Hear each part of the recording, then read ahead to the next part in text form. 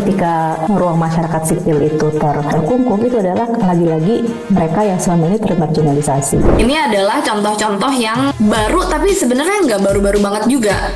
Kayak cuman berubah wujud aja dan amplifikasi berbeda. Peradilannya Marsinah itu sendiri menunjukkan bahwa lembaga peradilan itu saking pengennya kasus ini selesai, itu mereka menyiksa juga orang-orang yang dituduh sebagai tersangka kasusnya Marsinah, disiksa supaya mengaku sebagai pembunuh Marsinah, padahal Marsinah itu meninggal bukan sama mereka gitu. Dan kadang ukuran autentisitas itu adalah dikaitkan dengan keviralan. Padahal justru belum tentu kan itu. Sedangkan kredibilitas tentu bukan dari viral doang. Jadi ingatlah, yang insan-insan itu yang digunting aja.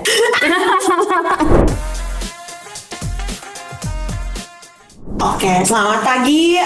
Selamat datang kembali di podcast SKS bersama saya Kiki dan bersama rekan aku Nisa. Hari ini kita udah kehadiran tamu dari agak jauh, down under. Jadi selamat siang untuk Mbak Gita. Terima kasih sudah bergabung di podcast kami SKS. Oke, kita mulai aja dari yang gampang nih Mbak Gita. Jadi topik hari ini adalah tentang ruang sipil atau partisipasi sipil, atau bahasa Inggrisnya mungkin teman-teman taunya civic space ya.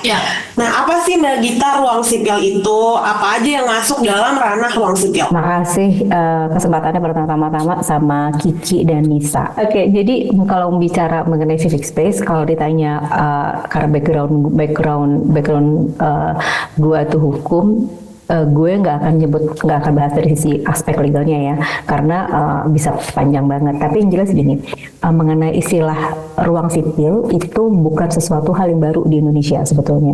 Pada late 90s lah ya, konsep masyarakat sipil itu kan sebetulnya udah hadir di Indonesia, yang secara aktif diperkenalkan oleh almarhum Cak Nurholis Wajid. Waktu itu disebutnya dengan istilah masyarakat madani waktu itu ya.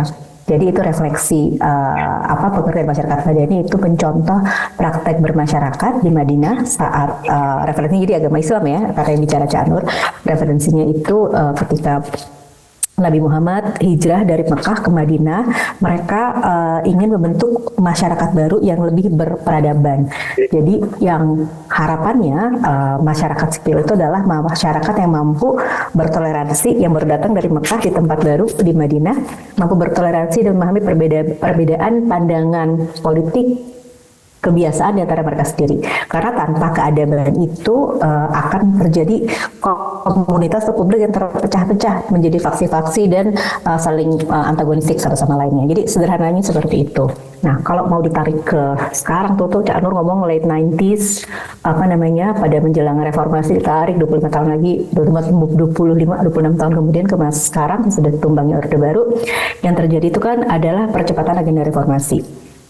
Dari tahun 98 sampai tahun 2022 itu kita konstitusi kita diamandemen. Dari situ ada berbagai hak-hak yang tadinya kita seharusnya punya tapi nggak ada karena undang-undang dasar kita itu sangat sangat terbatas isinya. UUD 45 kita jadi punya hak-hak baru. Semua hak-hak sipil itu dan politik diadopsi di konstitusi kita. Itu mungkin timeline-nya seperti itu. Dalam 5 tahun pasca jatuhnya Orde Baru itu berbagai agenda demokratisasi itu timbul, itu terjadi. Nah, refleksinya sekarang itu 5 tahun pertama sesudah Orde Baru jatuh. Refleksi gimana sekarang di tahun 2024? Nah, sebetulnya di sini sih saya pengen berhenti dulu, pengen tanya dari teman-teman, tanya dari Nisa dan Kiki ya, sebagai generasi yang jauh lebih muda dan lebih cerdas pastinya dibanding generasi saya gitu. Kalian teman-teman sendiri ngelihatnya seperti apa? Kalau misalnya yang ditarik itu adalah mengenai keadaban politik, kedewasaan berpolitik antar kelompok, antar individu satu sama lain. Sekarang ini seperti apa? Kalau misalnya gue yang balikin dulu ke Kiki dan Nisa tuh seperti apa? Siapa duluan? Mungkin refleksi dikit kali ya Mbak ya. Kalau aku kan suka diceritain ya sama orang tuaku, terus kebetulan kakekku juga dulu waktu masa mudanya juga dia perintis kemerdekaan gitu. Jadi kalau misalnya dilihat nih saya sebagai yang orang awam gitu ya, di beberapa hal ada progresnya, tapi juga ada hal-hal yang kayak kita bisa lebih baik dari ini gitu. Ini jawaban diplomatis aman banget nih. Gitu. Mungkin Kiki kalau aku gimana? juga, Makasih. kalau aku mungkin ada apa ya, masyarakatnya juga ada perubahan gitu. Yang tadinya ruangnya mungkin tidak bisa dilihat oleh orang umum, jadi itu adalah ruang privat. Sekarang itu masuk ke dalam ruang publik gitu. Yang tadinya misalnya kita tidak apa ya, nggak, dengan adanya internet dan sosial media gitu misalnya. Jadi hal-hal yang tadinya mungkin bisa ditutupi itu jadi sekarang bisa ditunjukkan, dan juga tapi bisa ada bridge antara mana nih yang ruang publik yang bisa harusnya tidak apa ya, tidak bisa ketahuan, sekarang jadinya mungkin sangat mudah untuk dilanggar gitu, atau enggak dibuka gitu pagernya gitu. Sama tentu secara kayaknya dalam setelah, kalau kita mau bandingin sama sebelum dan setelah reformasi itu tentu ada perbaikan ya gitu. Jadi ya sekarang kita bisa pilih ini wakil kita gitu ya dengan lebih langsung gitu. Tapi juga ada hal yang jadinya jadi excess gitu, yang masih perlu jadi PR kita gitu. Apakah itu sudah dilakukan dengan benar-benar sesuai dengan apa ya, ranah-ranah yang etika yang baik gitu misalnya. Sama itu juga kayak menarik banget ya. Mungkin mau Itu yang nambahin menarik. dikit kali ya tadi. Tadi Kak Kiki mention soal social media, itu juga hal yang lumayan apa ya, sangat game changer gitu lah di ruang sipil ini kan, apalagi dengan generasi baru sekarang yang mereka sangat digital native gitu kan bilangnya, itu membuat kayak ruang sipil tuh ada hal baru yang terbuka, dan dari situ kadang-kadang bisa merubah suara atau pendapat atau hal-hal yang tadinya orang tidak berkenan atau sungkan untuk punya pendapat yang berbeda, sekarang jadi lebih bisa bersuara lagi, kurang lebih gitu deh. Thank you Ki. Gue nggak tahu ya, apa ketika Cak Nur ya nggak mungkin tahu juga ya, ketika Cak Nur itu dia membahas soal konsep masyarakat sipil dan ruangnya itu di akhir 90s itu, dia kepikir nggak mengenai ya apa yang namanya sosial media gitu sekarang, ketika tiap orang bisa mengutarakan kegundahannya dari mulai makanan basi di restoran sampai praktik ketatanegaraan gitu. Spreadnya kan luar biasa jauh gitu. Saya nggak tahu apakah Cak Nur itu kalau misalnya dia ada di sini bisa ngelihat apa yang dilakukan oleh publik atas nama kebebasan, atas nama ruang masyarakat sipil, itu dia seperti apa gitu responnya. Saya pikir itu menjadi sebuah pastime yang menarik ya buat mahasiswa PhD ya. Ini kira-kira komentarnya apa gitu ya. Nah, kalau itu kan tadi kan pandangannya Kiki dan Nisa ya, dengan track record pribadi masing-masing dengan latar belakang keluarga. Tadi Nisa udah sebut soal keluarga. Tapi kalau misalnya kita berefleksi sama status kondisinya Indonesia itu sendiri secara luas gitu ya, kalau ruang masyarakat sipil, civic space ini kan ada ukurannya internasional. Yang bikin itu dua institusi, namanya Civicus sama di Afrika Selatan sama Freedom House. Freedom House ini sering dikutip sama The Economist. Yang gejalanya adalah ruang masyarakat sipil di dunia itu menurun dalam 5 tahun terakhir, dan Indonesia itu termasuk di dalamnya gitu. Di studinya PSAK itu kita pernah ngutip bahwa Indonesia itu dari skala 1 sampai 100 itu Indonesia ada di angka 60. Kalau perbandingannya India itu 66 dan Cina itu nomor 6. Apa mbak yang Nomor 6 itu Cina. Makin kecil tuh berarti bisa makin sedikit kemampuan orangnya. Iya. Makin besar makin bagus. Jadi Indonesia ada di tengah-tengah gitu. Apakah kita bisa bangga dengan Indonesia lebih bagus, lebih sedikit daripada Cina, lebih bagus daripada Cina, tapi lebih bagus daripada India atau Cina? Itu sementara indikator ekonomi menunjukkan Indonesia tuh kayaknya pengennya bisa growth-nya sebagus Cina gitu. Tapi itu sebuah diskusi yang berbeda lagi gitu. Dan saya pikir salah satu yang jadi langsung lompat ya jadinya ya. Kemudian ini nyambung sama Kiki dan Nisa juga yang background-nya ekonomi. Kadang-kadang tuh orang suka membenturkan bahwa kita mungkin harus punya pendekatan yang lebih mengungkung, lebih otoriter, lebih menekan gitu supaya bisa punya economic growth. Dan ini pasti teman-teman yang background ekonomi yang bisa lebih bisa jawab dibanding saya. Tapi itu adalah salah satu argumen yang sering disampaikan oleh orang-orang yang tidak bermasalah kalau misalnya ruang masyarakat sipil kita itu semakin mengecil, semakin mengerut gitu ya. Kalau refleksi lagi, misalnya praktiknya seperti apa dari masa tiap-tiap pemerintahan. Ya, intinya teman-teman itu kalau yang paling mudah ya, ketika teman-teman itu yang paling sehari-hari ya, teman-teman itu punya public complaint mengenai sesuatu, terus udah gitu teman-teman itu mendapatkan represi sudah mengutarakan, itu artinya ruang sipil teman-teman yang terbonsai, terberangus. Kita bisa pakai istilah-istilah itu ya. Kalau teman-teman advokasi kan senang pakai istilah itu. Itulah saya pikir yang jadi kegundahan sekarang. Kalau paling recent mungkin terjadi refleksi Indonesia itu ruang masyarakat sipilnya itu makin mengerut, makin mengecil, itu teman-teman yang di Unair, BEM Visip Unair. Yang kemarin ketika habis pelantikan Presiden Prabowo dan Wapres Gibran, mereka bikin karangan bunga, dan karangan bunganya itu udah bukan sarkas lagi ya, itu udah menyindir gitu ya, udah cukup terbuka gitu mereka. Kemudian BEM Visipnya dibekukan oleh dekan, meskipun kemudian larangan pembekuan itu sudah dikeluarkan ya oleh Menteri Dikti yang sekarang ya. Dan itu saya pikir salah satu sinyal bahwa di masa pemerintahan Pak Prabowo ini isu mengenai ruang masyarakat sipil atau civic space ini tetap menjadi isu kita bersama gitu. Oke, kalau tadi mungkin aku mau follow up dari Mbak Gita mention soal ada cara mengukur ruang sipil gitu. Ada yang shrinking, ada yang membesar. Nah, apakah ini adalah suatu indikator untuk mengukur ruang sipil itu sudah sehat? Atau misalnya memang ada indikator-indikator lain yang bisa mengindikasikan sebuah ruang sipil itu sehat atau tidak gitu? Ya, jadi kalau misalnya ukuran ruang masyarakat sipil ya, itu ada beberapa ya.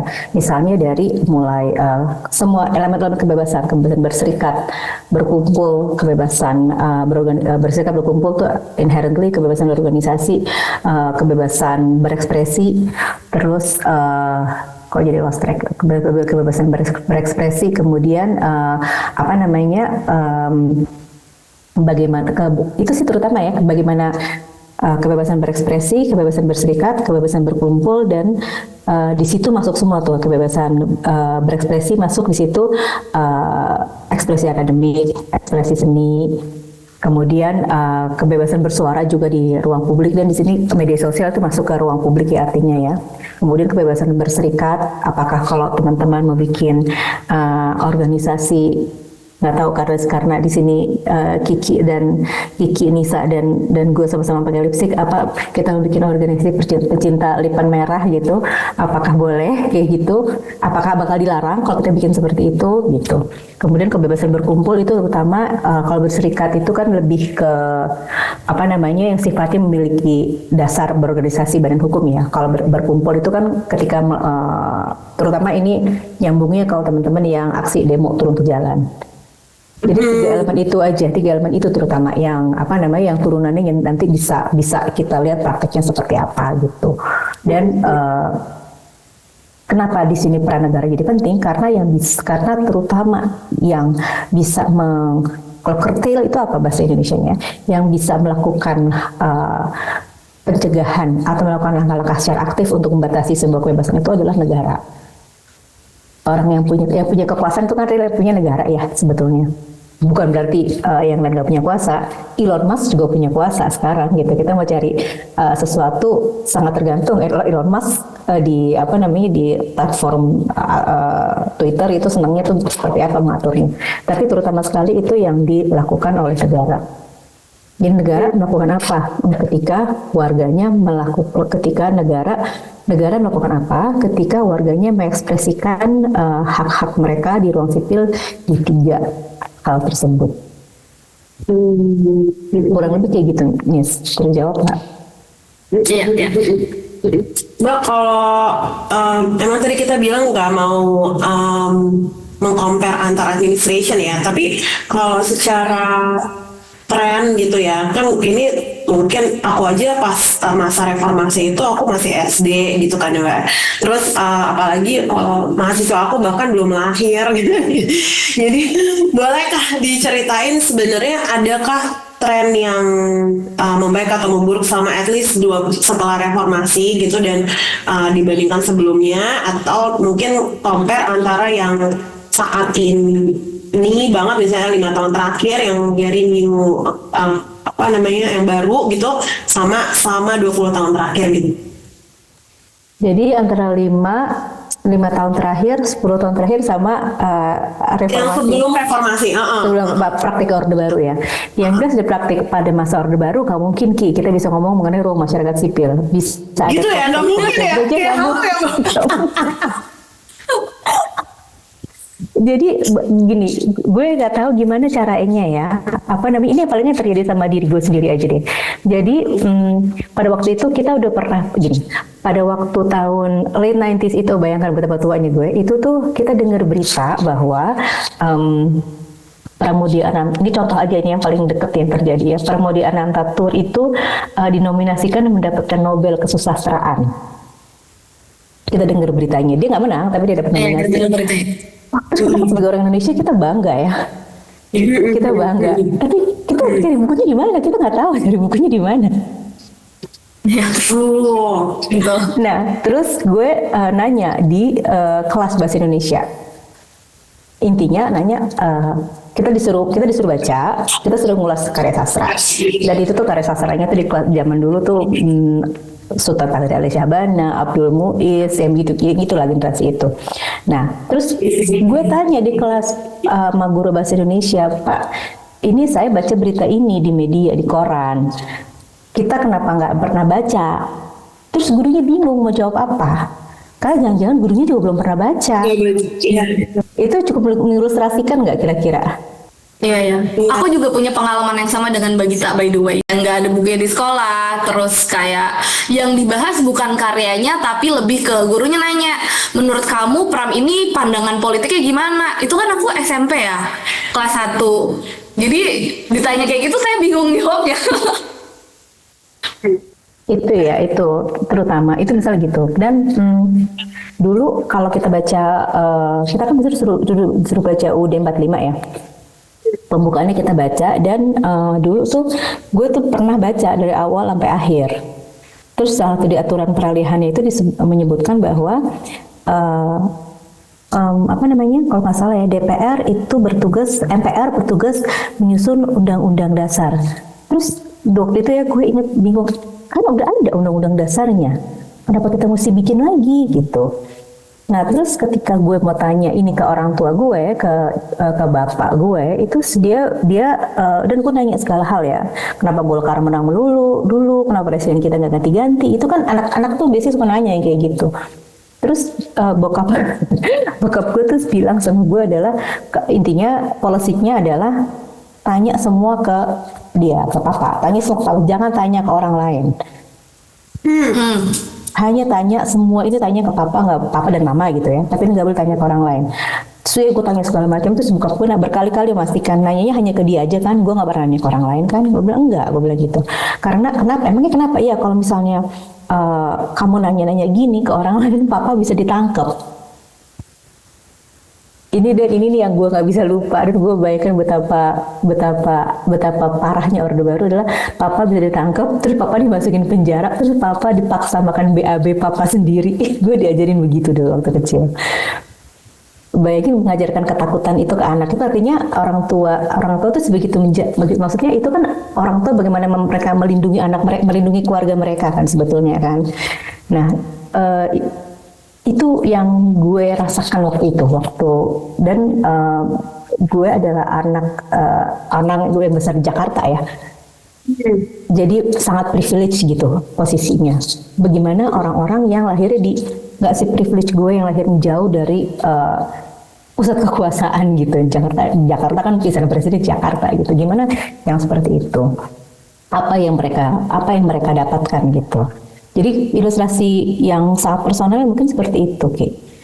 Nah, sementara kalau misalnya kita baca Dan waktu itu kita tahu ada something's brewing, itu mulai tahun 94, kalau 30 tahun yang lalu rasanya 94, itu ketika majalah Tempo di Bradel. Masih TK kayaknya. Majalah Tempo di Bradel. Jadi gue itu waktu kecil selalu baca majalah, 3 majalah, Femina, Bobo, dan Tempo. Jadi waktu kecil bacanya itu masa-masa saat itu orang-orang bacanya 3 majalah itu kayaknya. Iya, mama majalah Hai kadang-kadang, tapi nggak langganan tapi itu yang langganan di rumah. Nah, ketika waktu itu gue SMA baca berita, gue inget waktu itu mau pergi kemana, terus dengar berita Tempo di Bradel. Ini apa? Di Bradel itu berarti kita nggak bisa baca Tempo lagi. Waktu itu 3 media yang di Bradel ya. Tempo, majalah 2, Tempo editor, sama satu lagi tabloid Detik. Detik masih tabloid waktu itu. Itu tuh yang itu pada saat itu gue merasa ini negara ini nggak dikelola dengan benar ketika orang nggak boleh nerbitin majalah. Jadi kayaknya seperti itu waktu itu. Sekarang gue nggak tahu gimana rasanya teman-teman kalau ngebayangin ada satu majalah yang dilarang terbit. Waktu itu jadi besar banget mininya ya untuk banyak orang, karena kan sumber informasi kita hanya media cetak dan media elektronik. Media elektronik is TV atau radio. Medsos nggak ada. Jadi kayak sumber informasi kita yang kita nggak bisa akses lagi gitu. Kayak gitu ilustrasinya mungkin kayak. Betul. Kayaknya cerita-cerita gini emang perlu diingetin juga sih, Mbak, karena apa ya? Itu 30 tahun lalu tuh nggak segitu lamanya loh, dan dalam bentuk lain sebenarnya kita mengalami kembali kalau aku merasanya, ya nggak sih?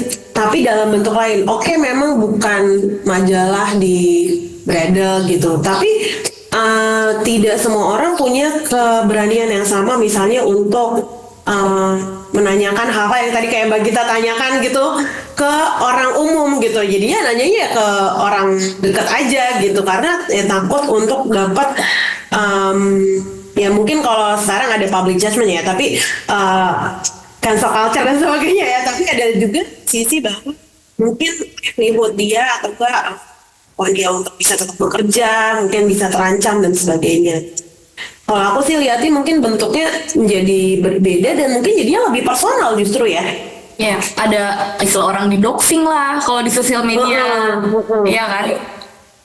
Sekarang kayak salah satu senjata untuk membungkam orang tuh kan kayak nanti gue takut di dox di Twitter gitu. Ada nggak contoh-contoh lain yang bisa mengindikasikan bagaimana ruang sipil kita itu berkembang? Mungkin kalau misalnya dilihat dari Indonesia dari zaman pre-reformasi sampai sekarang gitu, atau di luar media misalnya bagaimana interaksi antar kelompok yang mungkin pandangannya berbeda gitu tapi masih hidup berdampingan. Apakah ada indikasi-indikasi lain yang untuk bisa dipakai untuk menilai seberapa baik atau seberapa sehat ruang sipil kita gitu, Mbak?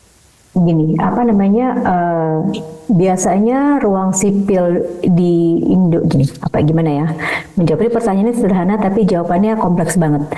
Mesti dipikir banget. Oke. Contohnya misalnya begini, ketika tadi kan Nisa udah kasih contoh yang bagus banget ya. Kalau misalnya melakukan sesuatu takut didoxing begitu. Ya, dan itu merupakan salah satu hal-hal yang terjadi di ranah media sosial. Tapi contoh lain misalnya seperti ini, kalau misalnya jadi agak serius sedikit ya, ketika orang itu melakukan sesuatu, itu dia ada ketika dia ketika seseorang mengeksekusi haknya di ruang publik, ketika seseorang mengeksekusi haknya, apakah di ruang publik ataupun tidak, untuk berdasarkan kebebasan tersebut, apakah ada konsekuensinya kemudian. Konsekuensinya ini ada yang kita bisa bayangkan adalah konsekuensi apabila hal tersebut terjadi di negara-negara yang kualitas demokrasinya sudah bagus, itu akan terjadi atau tidak. Ini kalau misalnya kita nggak usah ambil contoh yang ekstrim dulu ya. Contoh yang ekstrim itu misalnya saya ngebayangin orang kalau di negara-negara yang ininya maju ya, demokrasinya maju, dan saya nggak tahu mesti masukin Amerika di sini apa nggak, saya nggak tahu. Itu orang mau tanda kutip berdakwah soal agama itu bisa. di tempat yang udah ditentukan ya, dia berdiri di pinggir lapangan, dia bicara ngomong banyak hal, buka stand mengenai Kristen, dia bisa melakukan hal itu dengan bebas. Bisa bebas.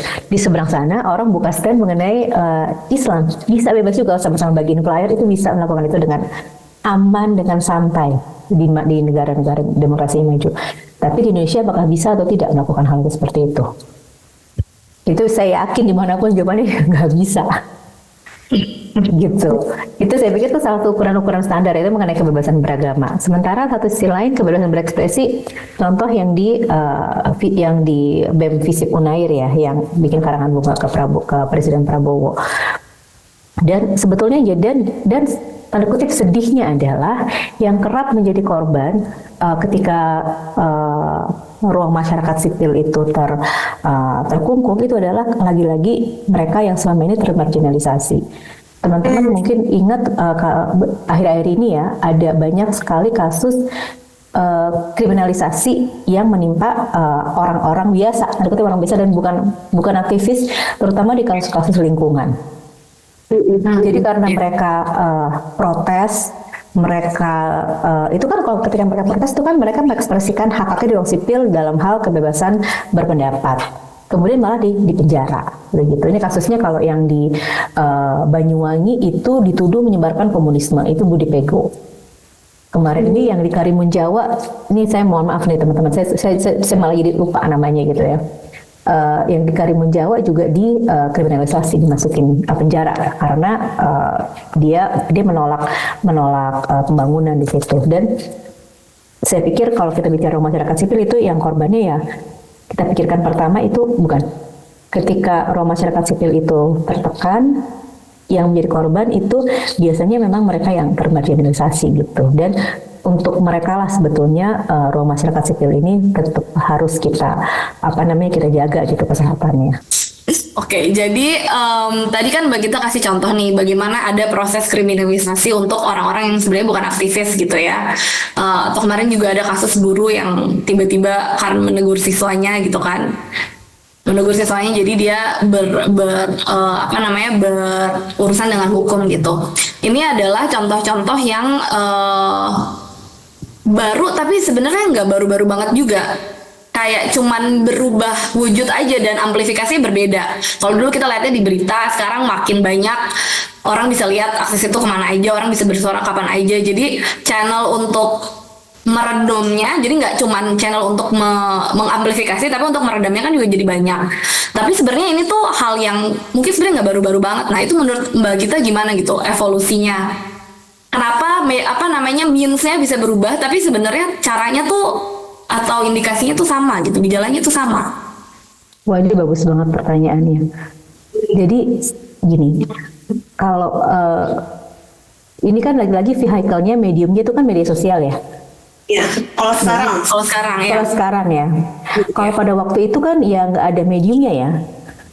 Mediumnya cuma, nah ini kalau pada itu langsung ditangkap tadi kayak papanya iya, dia analoginya langsung bikin kita males gitu kan ya, bayangin makan BAB-nya sendiri. Tapi kalau dengar lagunya Banda Neira yang baru, yang Ajari Aku Berani, itu udah ada contoh ketika ada orang mengekspresikan hak-haknya di ruang sipil, nasibnya seperti apa. Itu ada Marsina, ada Wiji Tukul, sama ada Teis Eluai dari Papua.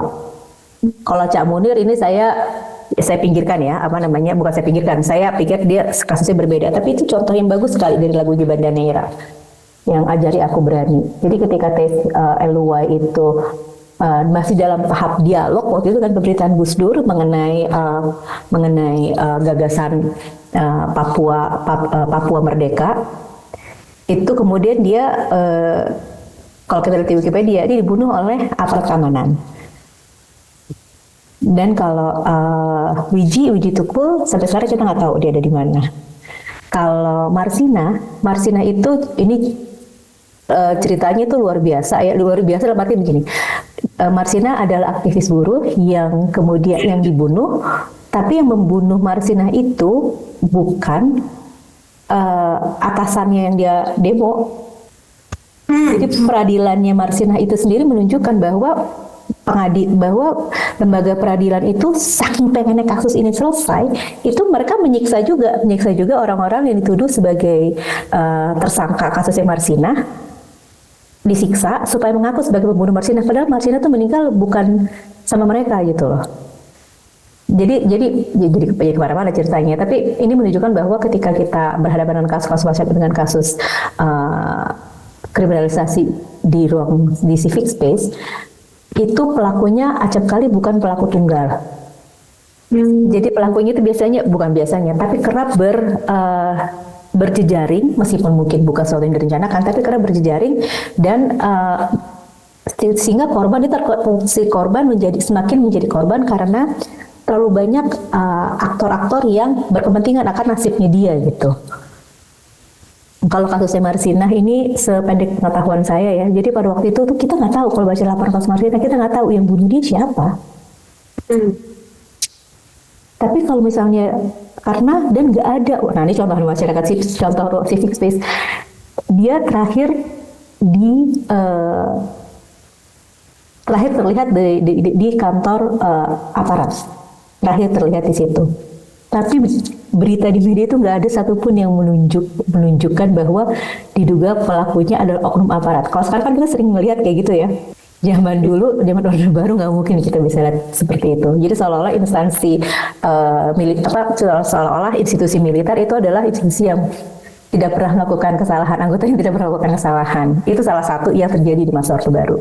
Jadi begitu Orde Baru jatuh, kita baca semua laporan Marsinah, itu kita tahu bahwa Marsinah itu ditembak. Dan siapa yang bisa punya senjata pada waktu itu? Gak semua orang. Jadi contohnya kurang lebih seperti itu, betapa sulitnya untuk menunjuk pihak yang bersalah, bahkan nggak menunjuk yang bersalah, betapa sulitnya untuk memframing sebuah perkara pada duduk perkara yang seharusnya apabila ruang sipil kita itu tidak sehat. Kalau sekarang kan kayak teman-teman lihat kasusnya Sambo, itu terbuka di media, semua orang bisa bilang bahwa ini tersangkanya ini polisi. Kalau kasus yang lain yang melibatkan aparat mungkin ikatan saya agak pendek ya. Tapi di zaman Orde Baru itu nggak sulit sekali tuh kita bisa melihat bahwa situasinya seperti itu, nggak ada informasinya. Kalau sekarang kan kita tahu, kita bisa lihat semua sampai apa yang diomongin Sambo ke jajarannya, kita bisa tahu gitu liputannya seperti apa.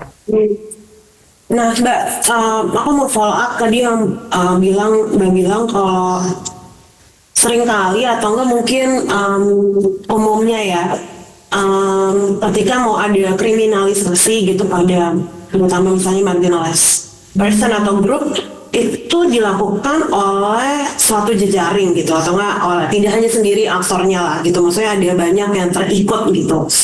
Nah ini kan apakah ini juga sesuatu yang bisa terjadi saat ini juga gitu polanya? Kalau misalnya ukurannya pada masa sesudah Presiden Prabowo terpilih mungkin sulit ya, karena dia belum 100 ya, hari terpilihnya ya. Harusnya sama kita 10, 15, 20 tahun terakhir gitu. Walaupun dengan adanya sosial media kan kita pikir oke, lebih banyak ada transparansi karena ada banyak jejak digital yang bentuknya tidak bisa mereka atur gitu ya. Misalnya kalau misalnya mau dibuat sedemikian rupa gitu tidak bisa diatur sepenuhnya. Cuman kan juga ada sebenarnya ada sisi lain dari adanya sosial media ini juga dan internet ini adalah ada kemungkinan informasi itu belum tentu benar dan tidak semua orang bisa punya kemampuan untuk mencek mana yang autentik, mana yang enggak gitu. Dan kadang ukuran autentisitas itu adalah dikaitkan dengan keviralan. Padahal justru belum tentu kan, itu dua hal yang berbeda gitu. Cuman orang melihat kredibilitas seringkali dari apakah dia memang banyak di-share atau enggak. Sedangkan kredibilitas tentu bukan dari viral doang. Benar. Dan kalau misalnya dilihat dari berjejaring ya, untuk kasus-kasus doxing gitu misalnya. Apalagi kalau kasus doxing yang melibatkan provider telepon, provider HP. itu pasti ada satu orang yang melakukan, ada satu orang satu orang yang buka database, yang punya akses, dia cari, dan itu nggak semua orang yang punya. Kayak misalnya saya sih pasti nggak punya ya, kalau diminta data salah satu provider, cari dong ini nomornya Anissa Ratnawati Soekardi, cari dong tolong ininya NIK-nya semua. Itu kan bukan sesuatu hal yang dengan mudah bisa kita lakukan tanpa adanya kerjasama dengan orang yang benar-benar bisa punya akses gitu. Jadi kalau menarik dari situ ya implikasinya gitu ya, kalau kita di-proof by matematika. Oke, Mbak, kalau ini mungkin pertanyaan kita yang terakhir nih. Jadi menyambung tadi diskusi kita barusan gitu, dengan ada tantangan ruang sipil makin terkumpul dan ada konsekuensi tadi intinya kan, apakah ketika ada konsekuensi ketika kita menyuarakan. Nah mungkin kan banyak teman-teman yang merasa nggak berdaya gitu, atau enggak mungkin skalanya beda dengan zaman waktu Orde Baru. Cuman menurut aku apakah ketidakberdayaan ini rasanya bahwa pembuatan kebijakan atau keputusan publik itu seperti ditentukan oleh tertentu misalnya, dan mereka tidak bisa ikut berpartisipasi secara dalam menentukan arah kebijakan gitu misalnya. Apakah ketidakberdayaan ini sesuatu yang valid gitu ya kekhawatirannya? Dan kedua, jika memang ada rasa ketidakberdayaan ini, apa kanal atau platform yang bisa tetap digunakan oleh warga sipil untuk berpartisipasi? Pertama, kalau kita takut merasa tidak berdaya, memang seharusnya. Kalau kita berani, artinya kan kita mata gelap ya. Artinya kita nggak punya tanggung jawab sama diri sendiri, sama keluarga, sama nggak ada tanggung jawab lah kalau kita terlalu berani, tanda kutip ya. Kalau misalnya kita bawa apalah gitu, menyerah ke istana, kita ngomong fufu-fafa gitu, itu kan nggak masuk akal aja gitu kayaknya. Maksudnya itu kegilaan kayak gitu tuh, itu sebaiknya dari kepala aja gitu, nggak usah kita ekspresikan gitu. Tapi sebetulnya ruang dan di sisi lain di sini gue sangat salut ya ke teman-teman muda ini, adalah mereka begitu banyak punya kanal, begitu banyak punya outlet yang untuk bisa mengekspresikan kegundahan, ketidakberdayaan itu sendiri. Kalau generasi gue Gen X ini, kalau dilihat poster demonya waktu 98 itu kan turunkan Soeharto, tolak difungsi ABRI, turunkan harga, maksudnya yang nggak ada lucu-lucunya sama sekali, nggak ada katalis ya, nggak tahu nama istilahnya, nggak ada outburst ekspresinya, itu nggak ada, semuanya itu kayak di buku semua. Kalau misalnya ada yang mau bikin studi mengenai perbandingan poster demo tiap generasi, itu pasti menarik banget, terutama ekspresi kita pada waktu itu ya. Dan saya pikir bagaimana kita ketidakberdayaan itu selalu bisa dikanalisasi, selalu bisa digelontorkan menjadi energi. Dan ini yang kita bisa lihat regenerasinya dari tahun ke tahun di aksi Kamisan, contohnya. Jadi orang itu nggak ada yang mendadak tiba-tiba berani. Bu Sumarsi nggak mendadak ketika Wawan hilang, tahu-tahu dia dengan baju hitam langsung di depan istana Merdeka. Dia nggak, Bu Sumarsi melewati proses dulu, dan gue yakin kita semua akan melewati proses itu gitu. Dan tadi Kiki bagus banget nyebut kolektif ya. Kalau misalnya semua ketakutan itu kita kanalisasi dan kita ubah secara kolektif, akan menjadi sesuatu yang menurut gue luar biasa. Apakah itu ranahnya mau di seni, mau di akademik, mau dimanapun, itu akan jadi hasil yang luar biasa. Dan kalau misalnya pertanyaannya seperti ini, biasanya gue selalu menjawab, cari teman-teman lain yang berani, belajar berani dari teman-teman. Dan belajar berani itu kan bukan hanya dari teman-teman ya, tapi juga dari orang-orang yang sudah melewati proses itu sebelumnya. Gitu. Dan last but not least kali ya, penting banget bersolidaritas sebetulnya. Itu ya, teman jaga teman gitu. Jadi ketika teman melakukan sesuatu, kita jagain. Teman tidak melakukan sesuatu, kita jagain dengan cara kita masing-masing. Karena rasa gak berdaya itu selalu bisa kita analisasi kok. Kalau hiburan dari gini, kalau kita merasa hidup kan orang suka bilang udah mau lari ke sosmed aja deh, lihat ke apalah Instagram, TikTok, cari yang lucu-lucu aja lah. Dari situ tuh bisa dapat inspirasi banyak banget sebetulnya. Kalau ngeliat cara teman-teman itu melawan, itu mungkin nggak frontal, nggak bikin kajian apa gitu, enggak. Tapi itu cara outletnya tuh macam-macam, beda-beda. Dan itu tuh keseruan-keseruan itu yang mesti kita jadiin pupuk gitu loh. Kalau gue ngeliatnya kayak gitu. Jujur dalam hal ini sangat amazed dengan Gen Z dengan kecepatan dan kreativitas bikin meme yang lucu tapi mengena gitu ya. Meme-nya itu kayak game strong banget tuh. Apa itu salah satu bentuk nggak sih Mbak Gita menganalisasi kegundahan dan ketidakberdayaan? Iya. Itu jadi ketika ada yang waktu 2019 aksi reformasi di korupsi, waktu itu gue naik motor, bukannya gue naik motor, tapi naik ojek, keliling muter-muter lihat anak-anak yang aksi kan, bikin videonya gitu. Itu ngelihat begitu banyak anak-anak pakai jaket warna-warni, ada merah, hijau, kuning, biru, segala warna tuh ada. Dan yang paling gue senang adalah ngeliat mahasiswi nyisir,